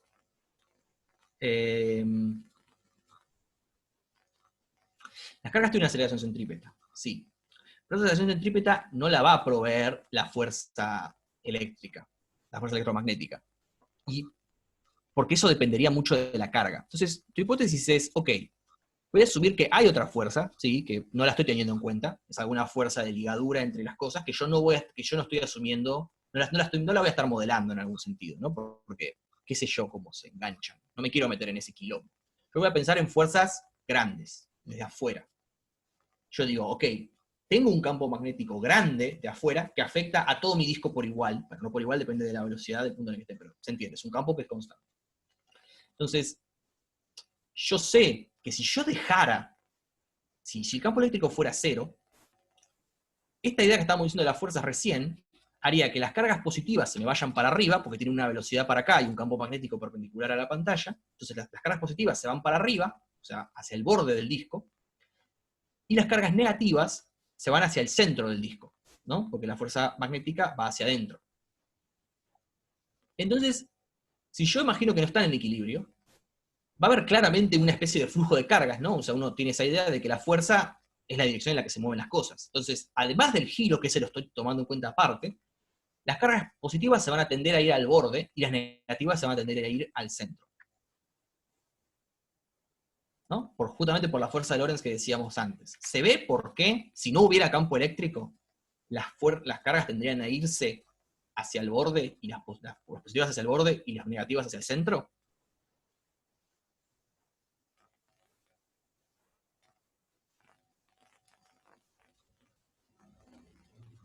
O sea, lo entiendo por la FEM. No, Pero no, lo que olvídate de la termino FEM. Olvídate de la FEM. Entonces, ¿por qué Vamos a sería? pensar solo en B. Vamos a ver para atrás. Ah, está bien, sí, no, está bien, tiene sentido. Yo tengo esta velocidad, si uno regla la mano derecha, te da que la fuerza magnética para las positivas es para afuera, o sea, esto sería el producto B corta por B larga, depende del radio, ¿no? Pero bueno, la dirección siempre va a ser para afuera para las positivas y para adentro para las negativas.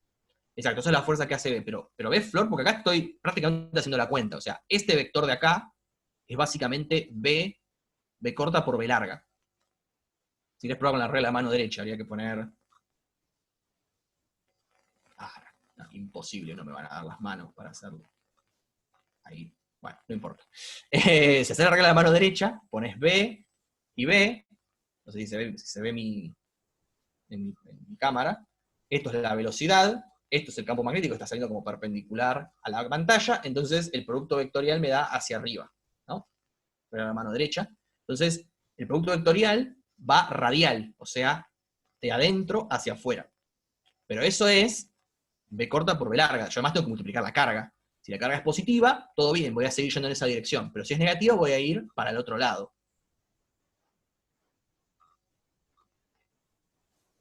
Vamos a marcarlo porque yo puse fuerza magnética ahí y probablemente fue muy confuso. Esto es B corta por B larga.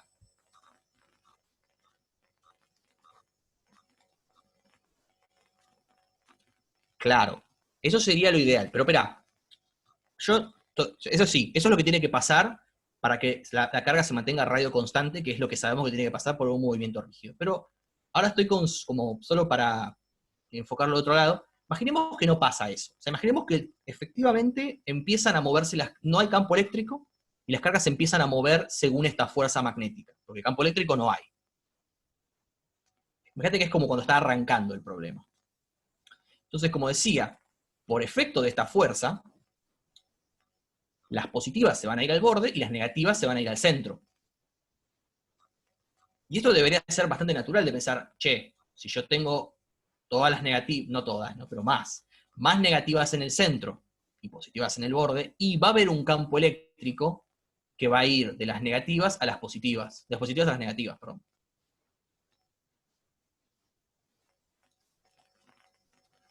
¿Cuándo va a parar este proceso de que las cargas migren hacia los bordes?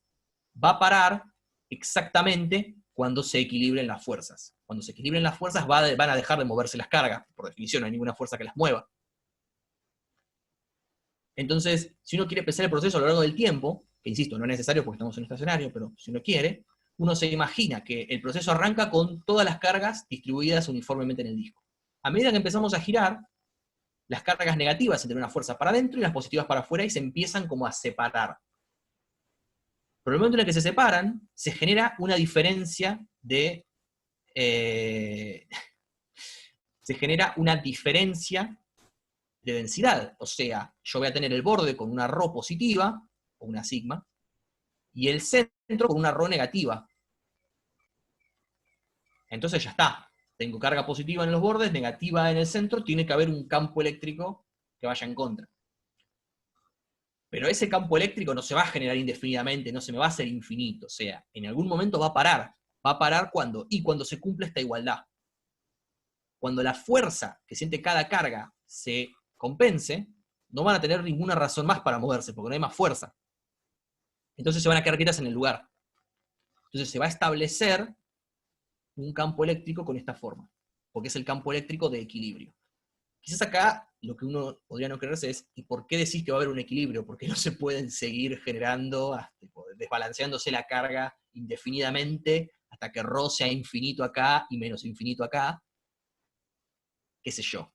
Me parece físicamente razonable que en algún momento pare el proceso, ¿no? Uno está acostumbrado a que las cosas puede ser que eventualmente paren, y si no, uno piensa a lo guía 3, que bueno, hay cierta resistencia, que va frenando las cargas a medida que chocan, y nada, eventualmente se frenan. Entonces, si no hay campo eléctrico, no va a haber corriente, digamos, no va a haber movimiento de cargas. ¿Se ve mejor ahora con esta concepción histórica del proceso?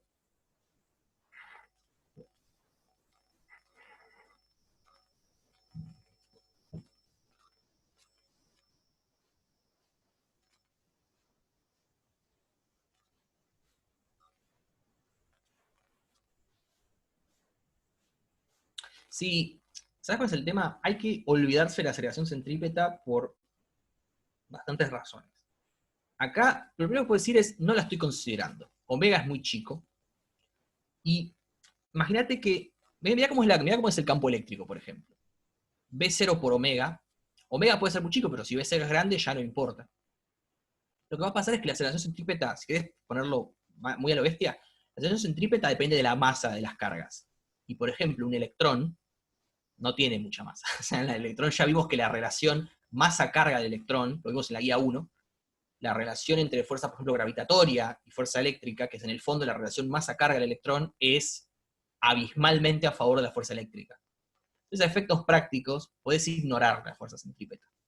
Porque, insisto, va a ir como la masa del electrón, mientras que la fuerza eléctrica va a ir como la carga del electrón, que es 11 órdenes de magnitud más grande, una cosa así, había como unos cuantos órdenes de magnitud.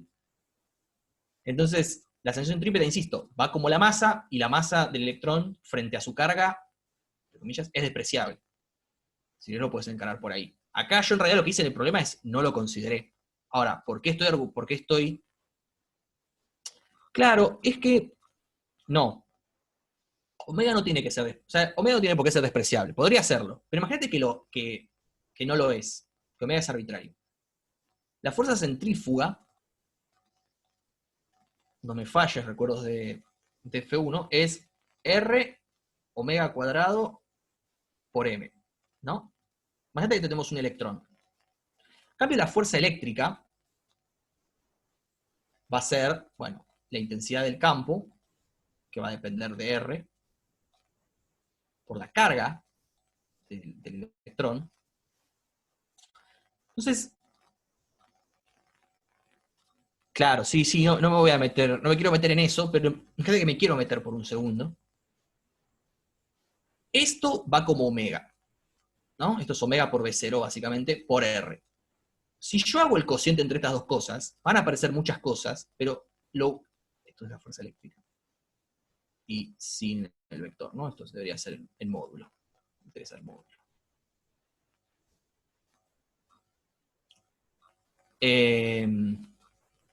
Entonces, si yo divido la fuerza centrífuga por la fuerza eléctrica, me va a aparecer algo que básicamente va a ir como la masa del electrón sobre la carga del electrón. Insisto, si me refiero fuerte al primer ejercicio, donde uno ve que este número es abismalmente chico. O sea, la masa del electrón no sé, 10 a la menos 31 kilogramos, más o menos, y esto es 10 a la menos 19. O sea, hay 12 órdenes de magnitud. Esto es un número tipo 10 a la menos 12 kilogramos sobre coulomb.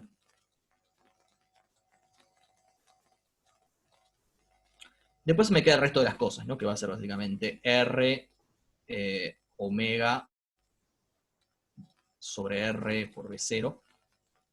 Entonces, no es tan desquiciado. La situación es, mirá, esto es menor que 1, esto es mayor que 1 siempre, pero bueno, esto no es tan importante. La fuerza eléctrica en el centro sí es apreciable, pero... Ah, perdón, esto es... Mala mía. Esto es R chiquita, ¿no? Porque punto a punto es distinta. Entonces esto se me cancela en realidad. Ah, me pasa por hacer cuentas improvisado. Se ve que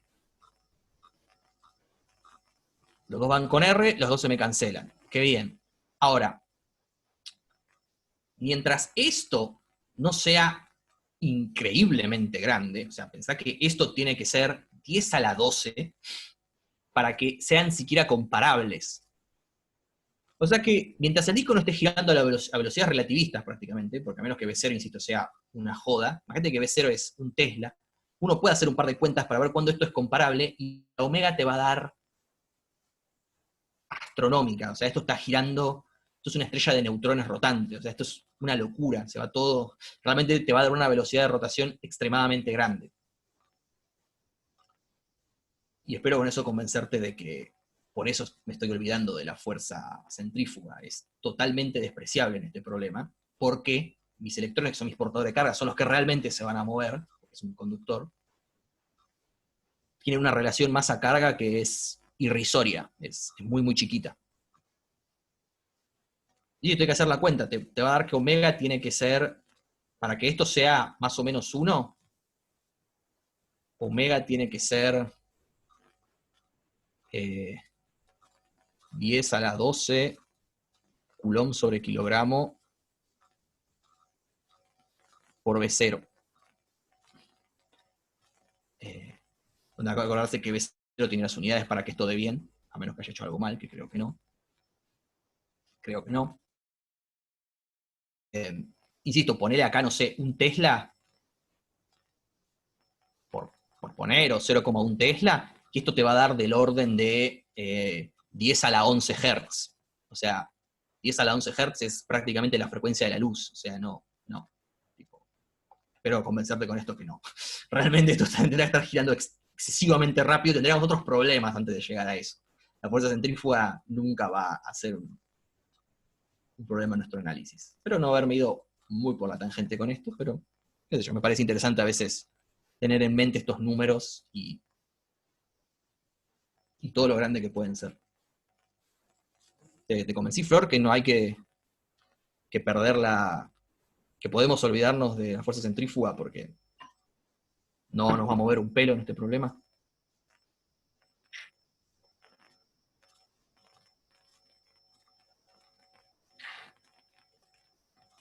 ¿No? ¿No te convencí? Bueno. Mira, si no, es bastante fácil. Agregar esta fuerza, sumarle una centrífuga y volverle a pedir que sea 0. Y te va a dar lo mismo, pero agregándole un término centrífugo. Es un bajón porque te va a quedar la carga y la masa de los electrones metidos por todos lados, va a ser bastante menos limpio, pero...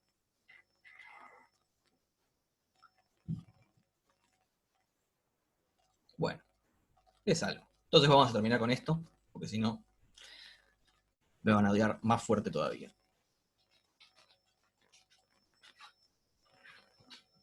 Bueno, entonces, como les decía, al final del día lo que termina pasando es esto, esta noción de que la fuerza magnética, entre comillas, cuando arranca el proceso, me empieza a separar las cargas en distintas direcciones. O sea, me manda las positivas al borde, las negativas al centro, esto me genera una diferencia de carga, un gradiente, si quieren, una diferencia en el ρ, que me va a generar un campo eléctrico. Es inevitable. Bueno, ese campo eléctrico va a ir cambiando en el tiempo hasta que en algún momento me va a estabilizar la fuerza de Lorentz, me va a dejar, y una vez que la fuerza de Lorentz es 0 en todo punto, las cargas no se van a mover más. Entonces voy a tener un problema de electrostática, porque justamente las cargas no se están moviendo. ¿Y cuál va a ser ese estado estático? Y va a ser el que cumpla esto, y yo con eso obtengo el campo eléctrico. Entonces, este desbalance de carga y este campo eléctrico es lo que genera una FEM entre el borde y el centro. Que insisto, por cómo está el campo eléctrico, me dice que la FEM va en contra. Entonces, esta es la idea de lo que quiero decir. La ley de Faraday-Lenz, la versión integral, no la versión diferencial, está muy relacionada con la fuerza de Lorentz. O sea, no siempre uno puede hacer una analogía perfecta con la fuerza de Lorentz, pero muchas veces uno puede simplemente resolverlo con fuerza de Lorentz. Y el desafío es, si tienen ganas, si están manijas, prueben hacer el ejercicio 1 con fuerza de Lorentz. Es más difícil que esto, me parece incluso. Pero piénsenlo. Van a ver que si ustedes prueban usar este mismo argumento de decir la fuerza en todo punto tiene que ser 0, entonces se cumple esta relación, pero ahora hay que tener cuidado con cómo es B, cómo son los Bs en este sistema, ¿no? Porque acuérdense que la espira está girando, no todos los puntos van a depender de la distancia radial, va a ser medio un quilombo, pero se puede hacer, yo lo hice, y da, como si se quieren terminar de convencer. Pero nada, es solo si están manijas no se maten. Debería dar exactamente igual. Y antes de irme, y dejarlos, quiero hacer un comentario muy fugaz del ejercicio 4, que yo vi que un poco lo hablaron con Pablo en la teórica, pero el cuatrimestre generó un montón de dudas, entonces me voy a adelantar, espero, al problema y ya comentárselos. El ejercicio 4 es un ejercicio interesante porque es como que acá yo no te puedo decir cómo va a variar la espiga, porque el ejercicio 4, te los comento, es, yo tengo dos rieles que están unidos por una resistencia y tienen una barra móvil que se puede deslizar por los rieles sin rozamiento, porque ¿quién quiere eso? Y lo que yo hago es darle una patada a esta barra y la empiezo a mover en esta dirección. Y lo que el problema te está queriendo dejar entrever es, ¿qué va a pasar? Tipo, ¿cómo se va a mover la barra? Lo primero que uno dice es, ok, la barra se va a mover con una velocidad v, va a estar a una distancia x, yo pongo mi sistema de coordenadas, de la resistencia. Uno estaría tentado a decir que v es constante. Pero dado que nosotros ya estuvimos hablando de que, bueno, se va a generar una corriente, esa corriente va a tener una fuerza de Lorentz, yo no sé cómo, yo probablemente siento una fuerza. Maxi dice que va a sentirla en contra. Yo todavía no voy a aventurar a decir nada. Yo voy a decir que va a sentir alguna fuerza. Entonces, seguro va a depender del tiempo. Entonces lo planteo así. Ya me atajo desde minuto cero y digo, B va a ser una V de t, X va a ser una X de t. Exacto. Va a haber una fuerza de frenado. Entonces, digo, bueno, primero lo que tengo que hacer es definir una espira. La espira más natural para definir acá es esta de acá, ¿no? O sea, una que me defina todo este rectangulito de altura B y base X. ¿Por qué? Porque el ejercicio me está queriendo tirar una pista. Al ponerme una resistencia me está diciendo, y mira, acá hay una resistencia, así que si hay una resistencia va a haber una corriente. Nada me impide tomar otra espira, pero voy a tener problemas si tomo otra. Por eso podemos charlar. Entonces tomemos esta espira. For the lulz. Entonces la hacemos circular en sentido antihorario, cosa que su normal sea paralela a B, lo estándar. Entonces lo que yo digo es, bueno, a medida que la barra avanza, el área de la espira va a aumentar. La normal es constante, pero el área no, va a depender de X. Entonces, a medida que la barra avance, va a aumentar su área, y por ende va a aumentar su flujo magnético. Y esa variación de flujo magnético me va a generar una FEM sobre esta curva, que me va a hacer circular una corriente. Una corriente que, bueno, como estoy simplemente con una sola resistencia, no tengo nada tan complicado, es epsilon sobre R. Pero este epsilon va a depender de X y de B, ¿no? Entonces, esa es la idea que uno tiene que tener en mente. Prueben a hacerlo, calculen esta FEM, cómo va a ser, cómo va a depender de X y de B, y cómo va a depender la corriente de X y de B. Es proporcional, así que va a depender igual, ¿no? Pero... Y en el momento en el que se me induzca una corriente sobre esta espira, uno dice, apa, tengo una corriente I en presencia de un campo magnético B. Hay una fuerza de Lorentz, o de Biot-Savart, son lo mismo. ¿Cómo va a ser esa fuerza? Y bueno, va a ser una fuerza sobre toda esta espira. Pero bueno, los rieles no se mueven, están fijos, la resistencia tampoco está fija, entonces la única fuerza que me va a importar es la fuerza sobre la barra, que es lo único que se puede mover. Que la calculo haciendo la integral a lo de Savart. Ya acá puse un menos porque no sé, me da ansiedad tener el diferencial de longitud del otro lado, pero es lo mismo, es dl por b. Entonces, esto me va a generar una fuerza magnética, que como va como I, va a tener una dependencia con X y con B. Entonces yo tengo una fuerza que va a depender de X y de B. Entonces resuelvo Newton, volvió Newton, como siempre, qué sé yo. Tipo, tengo que la derivada segunda de la posición o la derivada primera de la velocidad, fíjense cuál les resulta más fácil usar, va a ser la componente X de esta. De hecho, esto les va a quedar en X, no se preocupen, esto solo por atajarme por las dudas. La fuerza les va a quedar en X, y va a tener alguna dependencia con X y con B. Entonces, estos son los tres pasos del problema. Encontrar el flujo, que eso es bastante estándar, debería ser muy similar a lo que ya estuvimos haciendo. Calcular la fuerza magnética como esta integral, que tampoco debería ser muy complicado. Y finalmente resolver Newton, que probablemente sea lo más complicado, porque esto no va a ser una cosa diferencial ultra pava, pero no va a ser nada del otro mundo. Debería poder resolverse más o menos fácil. Ese es un problema que me encanta a mí. Me parece muy, muy divertido. Porque como dijo por ahí Mati, ilustra la fuerza de frenado. que está interesante porque es como una fuerza viscosa, es muy, muy interesante. Es un frenado como muy suave, si uno quiere. Y como últimos comentarios, claro, con lo que vieron deberían poder hacer hasta el 6 de la guía, inclusive. Algunas aclaraciones. El 3 es parecido a lo que conté recién, pero es más fácil porque B es constante, porque es un tren. Entonces, che, un tren pasa, pues mírenlo bien, y acuérdense de mí. Un tren pasa, el tren no se va a frenar, el tren va a estar haciendo los chapazos, no le va a afectar el frenado magnético. Entonces, resolver este problema es más fácil, es este problema con B constante. Fíjense qué onda, cómo es la corriente, cómo es la FEM. Ya que están, chequeen, ¿qué cambia cuando B puede variar? ¿Cambia algo? ¿Cambia poco? ¿Qué no cambia? Lo que sea. Es lo que decía, esto es un experimento clásico de Semana de la Física, traté de buscar en internet, pero no encontré nada de frenado magnético, así que nada, cuando volvamos a la normalidad, algún día vayan al stand de electromagnetismo de Semana de la Física, van a poder dar cátedra, y mírenlo porque es un experimento excelente. Muy, muy divertido. Y el último comentario que quiero hacer es sobre el 6, que, nada, lo que les dicen es, tienen un campo magnético que está variando y les dicen cómo varía. Che, B tiene esta forma en el tiempo, genial. Y acá la idea es que usen, acá no hay espira, no hay nada, es solo un campo magnético que empieza a variar en el tiempo. Y la idea es que usen la forma diferencial de la ley de Faraday y resuelvan el campo eléctrico. Van a tener una ecuación que viene como la ley de Faraday, ¿no? Es rotor de E igual a la derivada de B respecto de T. Y la idea de, bueno, por un menos, ¿no? Y la idea es que se acuerden de nuestro querido Ampère y digan, apa, esto es lo mismo, tipo, esto es como una J y esto es como una B.